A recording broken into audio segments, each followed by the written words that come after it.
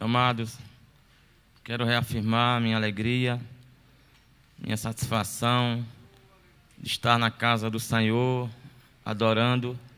Não há lugar melhor do que este. Louvado seja Deus. Quero agradecer a Deus pela vida do nosso pastor presidente e, concomitantemente, pela confiança depositada a nós neste momento em que nos cabe refletir sobre a palavra de Deus num evento importante como esse, dentro do aspecto da pedagogia, do ensino, da educação da nossa igreja, quando mais um grupo de capelania se forma. Eu louvo a Deus pela vida de cada irmão. Louvado seja o Senhor. Tenho certeza que serão instrumentos que serão usados na obra do Senhor, com uma performance, com um aprofundamento muito melhor do que operavam antes de terem esta capacitação. Graças a Deus por isso. Sem delongas, nós lemos aqui no Evangelho segundo escreveu São Marcos. Nós estamos no capítulo 5 deste mesmo Evangelho. O Evangelho de Marcos é um evangelho, dentre os demais, que tem um aspecto de um aceleramento, de um ritmo muito mais forte do que outros evangelhos. Nos evangelhos sinópticos e no Evangelho de Marcos existe muita narrativa, muitos sermões. Aqui existe muita atividade. É o Filho de Deus, o servo de Deus, que trabalha incansavelmente, operando milagres, maravilhas, interferindo na história da vida das pessoas, estabelecendo verdades, desmascarando o reino das trevas, afugentando o mal, trazendo paz, sossego aos corações, cura, libertação.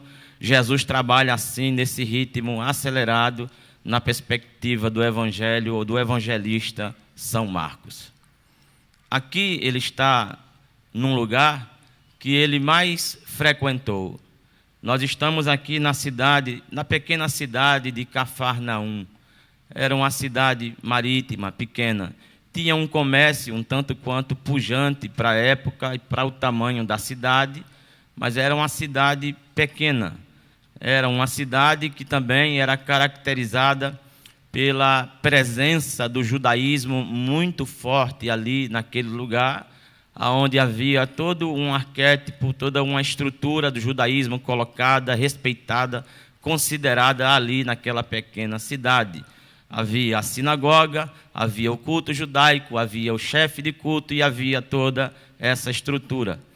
Nós estamos em Cafarnaum, uma cidade que é pertencente à região da Galileia, onde Jesus passou mais de 90% do seu tempo, da sua operação ministerial, dedicando-se muito mais àquele lugar, à Galileia e às cidades que pertenciam àquela região, do que ao grande centro da religiosidade da época, que era Jerusalém, onde, de modo muito estranho para os que achavam ou pensavam que a postura, a condução de Jesus fosse de um jeito, Jesus passou pouco tempo ou poucas vezes por Jerusalém.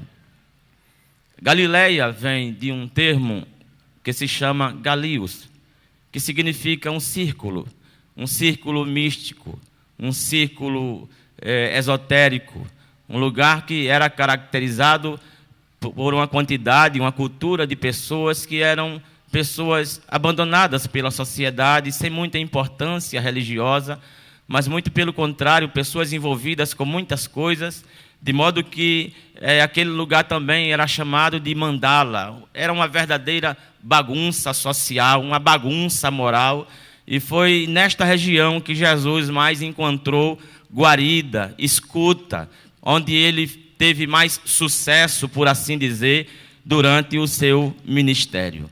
E Jesus está aqui nessa cidade e, de repente, repentinamente, vamos ver no verso 22, eis que ele estava junto ao mar, aquela pequena praia de Cafarnaum, muito bem conhecida, pois ali vários eventos são narrados, vários episódios, acontecimentos se revelam ali, naquele lugar. em outros textos que este lugar se torna palco da presença e da operação de Jesus na vida de muitas pessoas, marcando-as profundamente. Jesus novamente está naquele lugar que lhe é muito familiar, e as pessoas também têm uma familiaridade muito grande com Jesus, pela sua presença frequente por aquele lugar. E o texto diz que ele estava ali naquela prainha, quando de repente chegou um principal da sinagoga, por nome de Jairo. Eclode no meio de toda aquela mandala, de todo aquele povo, de caras as mais diversas, de perfil tal, este homem que surge quase que do nada, este homem chamado Jairo. Jairo é uma variante, uma variante grega do nome Jair, que era um nome que significa aquele que é iluminado. Talvez Jairo tenha sido um homem marcado para ser exatamente este personagem que ele era no aspecto da religião, no valor do judaísmo. Tenha sido alguém que seja adestrado para isso, para encarnar este ente que ele era aqui nesse texto que vai revelando isso. De modo que este homem chamado Jairo ou Jair aparece de repente, e não apenas o nome dele aparece, mas a pessoa dele aparece, e a função social e religiosa dele aparece aqui em alto relevo, de modo que o evangelista Marcos diz assim: e eis que chegou um dos principais da sinagoga.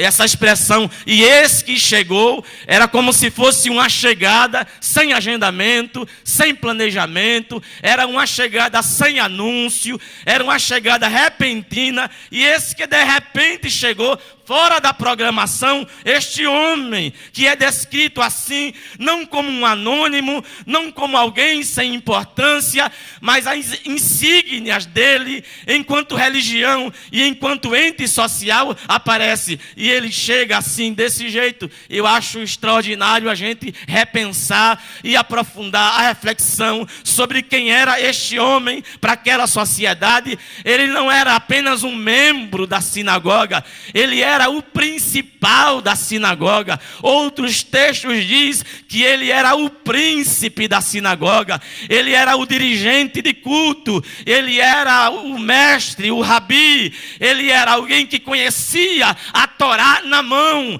ele conhecia a religião, ele conhecia profundamente os textos do Antigo Testamento, ele conhecia o culto, conhecia a liturgia, ele conhecia a letra, ele era um homem nota 10 no comportamento moral, ensinava às pessoas a lei do Senhor, o Antigo Testamento, os ritos da religião judaica. Ele era um mestre, e não apenas isso, a função que ele tem aqui como um príncipe da sinagoga dá a ele a prerrogativa de uma vida extremamente ativa e de um personagem de uma importância sem igual para aquela sociedade, de modo que nos finais de semana, durante o Shabat, como por exemplo, ele lidava com as questões do culto, mas durante a semana ele encarnava o papel de um legislador,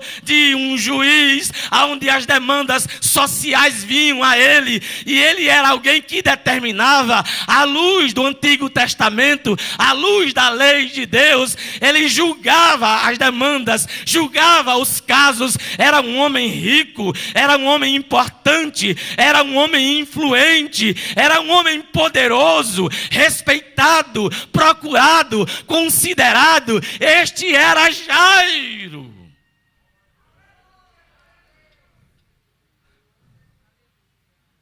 Mas ele vivia um drama terrível.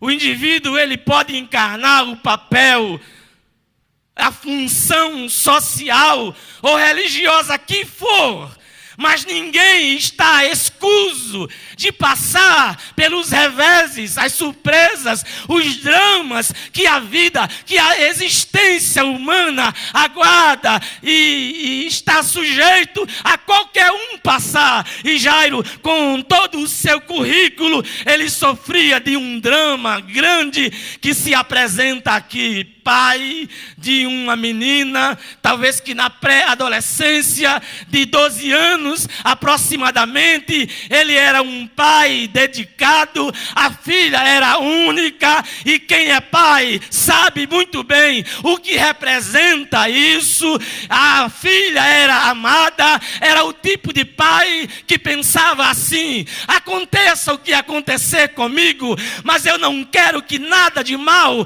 aconteça a minha filha. Este era o afeto, este era o amor, e o drama dele estava exatamente no seu tendão de Aquiles, no seu afeto, no objeto do seu amor, porque esta menina começou a ficar triste, e a tristeza foi aumentando, a falta de vontade de brincar, de se alegrar, falta de apetite, foi ficando anêmica, adoecida, certos sintomas começaram a aparecer no seu corpo, e Jairo começou a se preocupar com o estado de saúde daquela sua menina. Mas ele continuava o seu papel religioso, porque ele não podia interferir na sua vida religiosa. Mas o drama estava ali. Estava operando no culto, mas havia uma angústia latente, escondida, que não poderia ser em função do papel que ele exercia na religião, ser trazida com facilidade. Afinal de contas, Jairo era um homem de fé, Jairo era um homem santo, Jairo era um homem intocável, protegido por Deus, pelos anjos do Senhor, era um grande religioso de comunhão com Deus, era o que a religião rezava, e Jairo guardava o seu drama, esperando alguma intervenção, ou de Deus, ou da medicina, de modo que ele busca a ajuda da medicina. Ele tinha poder para isso, ele tinha influência para isso, e talvez os homens da medicina mais especializados se dispuseram para ajudar Jairo. Eu tenho absoluta certeza que veio este saber, este suporte da medicina, mas nada acontecia. Jairo orava, Jairo rogava, Jairo chorava, perdia o sono, e a menina ia piorando cada vez mais. E alguém chega para ele, sabe-se lá quem, um anônimo, e diz assim: doutor Jairo, senhor mestre, eu fiquei sabendo que Jesus está por aqui, por perto. Não seria o caso de buscá-lo? Não seria o caso de ir ao encontro dele e levar isso para ele? Porque os médicos já se preocupam, nada resolve, a menina fica cada vez mais adoecida, o quadro clínico é preocupante, e isso tem se prolongado por muito tempo. Não seria o caso, e Jairo conflita entre o status religioso e buscar Jesus, o que Jesus era, quem ele representava, o tipo de visão que a religião local, institucional pensava sobre Jesus, como o segregava, como o perseguia, que tipo de gente seguia Jesus, que perfil de pessoas andava com Jesus, e Jairo viveu este conflito. Eu acho interessante isso aqui, que a verdadeira hermenêutica só é colocada e bem colocada quando se enxerga Jesus enquanto discurso, enquanto fala, e Jesus enquanto pessoa. Porque não há incoerência entre uma coisa e outra. Aquele que dizia dos princípios da ética do reino e falava de Deus com o empoderamento que falava, era o mesmo também que encarnava isso na sua existência, mas não no modelo da religião local. O que dirão de mim? Eu, um príncipe, procurar Jesus. Quantas pessoas não estão aí do outro lado, revestida de títulos, cumprindo um papel social, gente cheia de importância, mas que vive um drama, que vive uma dor, que vive uma falta, e a razão muitas vezes já veio dizendo: olha, nada resolve, procura Jesus, procura a igreja. Mas aí o racionalismo moderno, a dureza do coração, a preocupação com a opinião pública não deixa as pessoas procurarem Jesus. Mas este homem que viveu isso nos dá uma grande lição. E enquanto ele elaborava isso, vou, não vou, aí veio alguém e disse: olha, a menina está piorando. Ou você decide isso, a gente não tem mais o que fazer. Aí Jairo para, o amor fala mais alto. Quando a menina é desenganada, eu acho extraordinário como um Deus já sabe chamar a nossa atenção. Como um Deus tem o jeito de tratar com a gente. Quantas pessoas que só virão a Cristo quando houver uma situação parecida com esta. Quando alguém disse: não tem mais jeito, Jairo, é preciso ver outra forma, nós não temos mais o que fazer. Aí Jairo sai do pedestal e diz: eu vou buscar ele, eu vou buscar Jesus. Aleluia. Eu acho que ele nunca iria buscar a Jesus, senão numa situação como essa. Entre a função que eu tenho e a pessoa que eu sou, existe a minha filha. E ele sabe de uma coisa: eu vou optar pelo amor por minha filha. Eu vou me despir de todos os meus títulos e eu vou buscar este Jesus. E se é verdade tudo que eu escuto sobre ele, a minha filha será curada. E correu aonde estava Jesus. Ele resolve ir. Não é mais um príncipe, não é mais um doutor da lei, não é mais um dirigente do culto, não é mais um teólogo, é um pai desesperado, é um pai que busca a cura da sua filha. Sabe, é importante isso aqui, porque ele vai até Jesus desesperado, do jeito que ele estava. Quando ele vem desse jeito, e esse que quase que num surto, ele salta na frente de Jesus, e ele tem uma postura quase que inimaginável no olhar de qualquer judeu. Ele cai aos pés de Jesus. Um judeu não se prostra diante de nenhum homem, a não ser diante de Deus. Jairo estava dizendo: eu reconheço que você é Deus. E prostrou-se no melhor lugar do mundo, no lugar onde tudo se resolve, onde todas as respostas ficam ali patentes, aonde o coração sossega e se pacifica. Caiu aos pés de Jesus.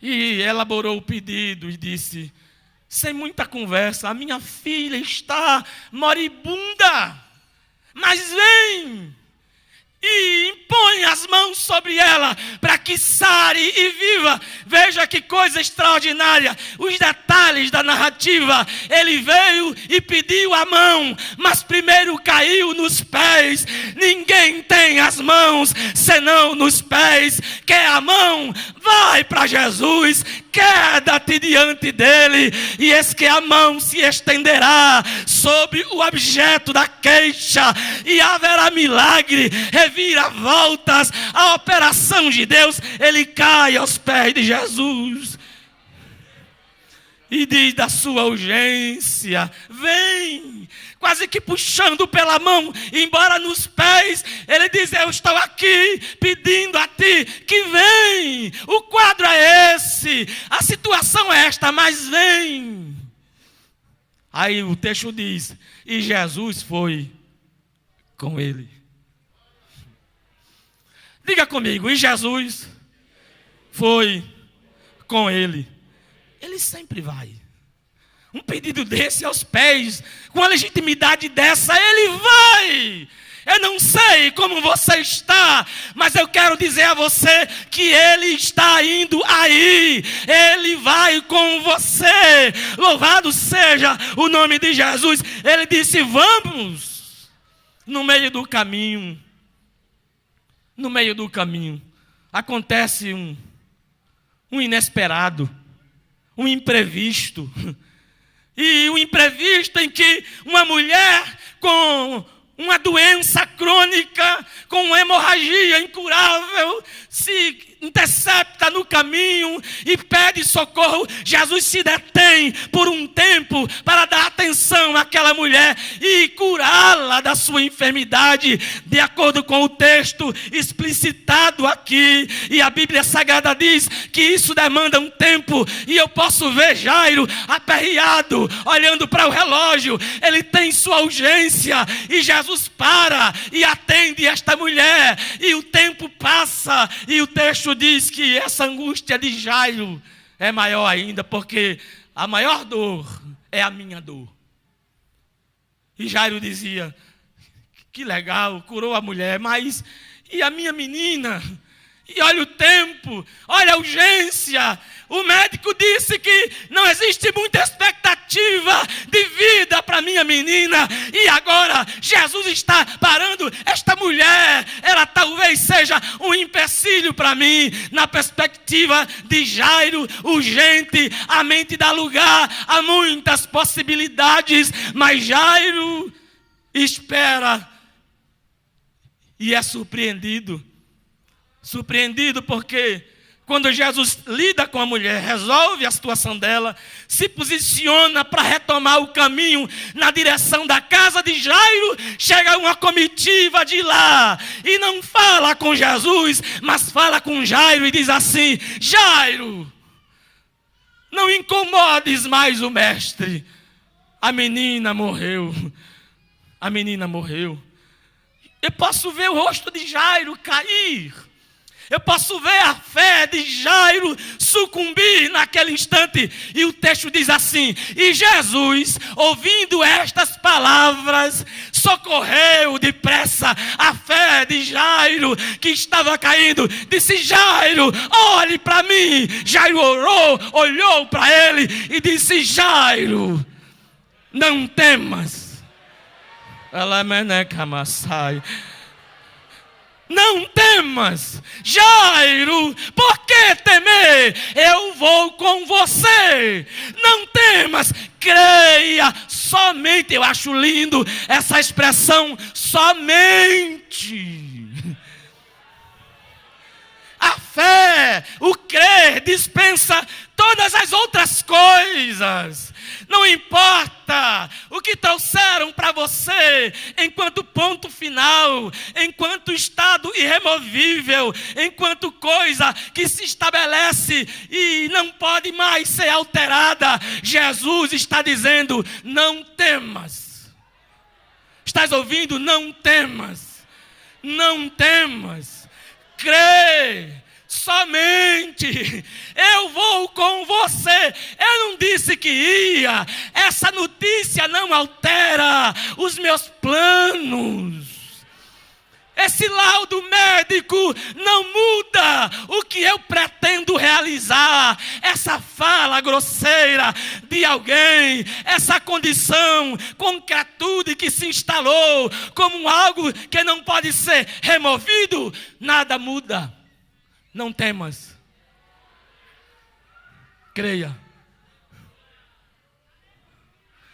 E Jesus chega. Diga assim, ele chega. Ele disse que ia, pronto. Chegou. Aconteceu umas coisas no caminho, mas ele chegou. Ele chegou. Quando ele chegou, começou a ver o choro. Viu todo mundo chorando muito, se desesperando muito, porque quem estava acompanhando a menina eram profissionais que não viam mais sinais vitais, que não via mais vida ali, e já diagnosticaram a falência dos órgãos, e estava morta de fato. Não foi senso comum, não foi uma notícia precipitada de um curioso, e nem uma fofoca. Deram o laudo, especialista disse, investigou, deu parecer, ela estava morta na minha ótica e na sua ótica. Mas Jesus disse assim, quando viu o alvoroço: porque vocês estão desesperados? A menina não está morta, ela dorme. Que perspectiva da tragédia, que olhar, que profundeza, que jeito de olhar. Aquilo que é objeto já analisado por alguém e colocaram uma pedra em cima do assunto, já compraram o caixão, já compraram as flores, já ornamentaram a casa para o funeral. Não faltava lágrima e nem tristeza dentro daquela casa, mas Jesus dizia: não está morta, ela dorme. Oh, eu fico com a fala de Jesus de Nazaré. Eu não sei o que disseram, mas Jesus está dizendo: não está morto. Não está morto. Estás ouvindo? Não está morto. Eu cheguei. Aí alguém começou a rir. Meu Deus, não sabe nem o que diz. Eu olhei, vi tudo, acompanhei, começaram a rir. Aí Jesus disse assim: quem riu, sai. Sai. Quem riu, sai. E botou todo mundo para fora. Todo mundo para fora.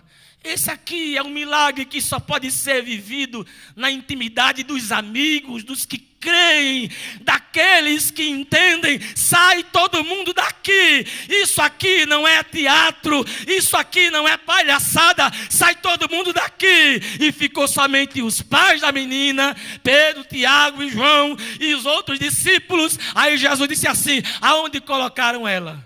Está aqui. Aleluia. Cancele o caixão. Cancele as flores.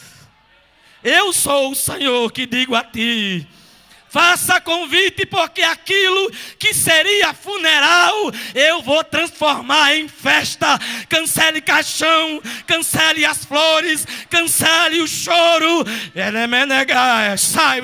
Jesus é grande e haverá festa, haverá reboliço, porque Ele chegou. Saiu todo mundo. Ele chegou perto da menina, olhou para ela. Aleluia. Aí disse assim: Talita, cumi. Aleluia. Menina, a ti te digo, levanta-te. A menina imediatamente voltou a viver, abriu os olhos. Painho, maninha, tudo bem? Aí os pais chorando, um outro choro. Este choro aí, Jesus vai mudar em um outro choro. Se prepare para chorar de alegria, de regozijo. Reprime a tua voz de choro. Assim diz o Senhor: eu troco esse choro por um outro choro. Eu sou Deus e faço essas coisas. E a Bíblia diz que a menina levantou-se. Aí Jesus disse assim: Faz uma comidinha para ela. Dá de comer a ela. Escute. Qual é a sua talita?